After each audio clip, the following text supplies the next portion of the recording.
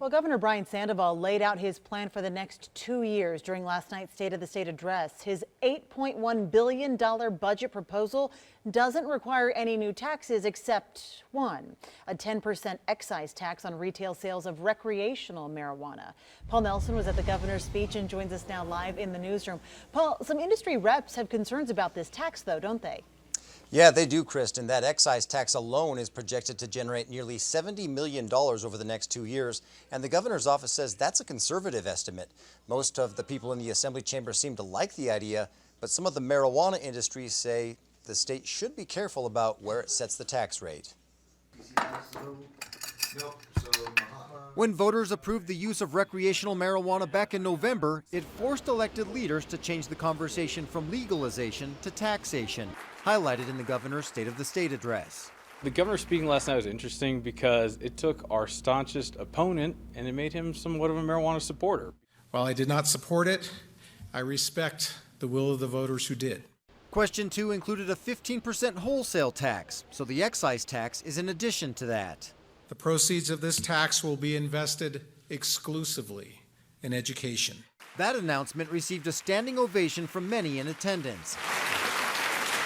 All combined, $100 million of marijuana fees and taxes are budgeted in the distributive school account, adding to the growing bucket of education funding. Now we have a continued and sort of dedicated revenue stream to continue to build those investments over time, whereas before we would have to continue to move some money around. Others say marijuana's tax rate should be determined with a lot of research by looking at other states that already have legal recreational pot. If you tax it too high, all the sales will go to the black market. But if you tax it too low, the state of Nevada feels cheapened. So there's a balance in between there, and I'm sure the legislature, Department of Tax, and the industry will find it.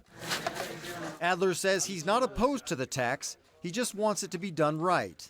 15% excise tax on the wholesale value, plus 10% at the retail, plus another 8% for the existing sales tax. It's starting to look like a big tax. Along with the tax rate, Sandoval will create a task force to help determine how to regulate the drug.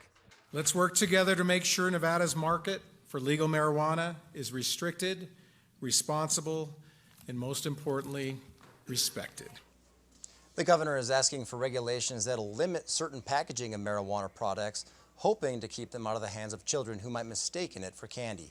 Covering the State of the State live in the newsroom, Paul Nelson, Channel 2 News. All right, Paul, thank you. And what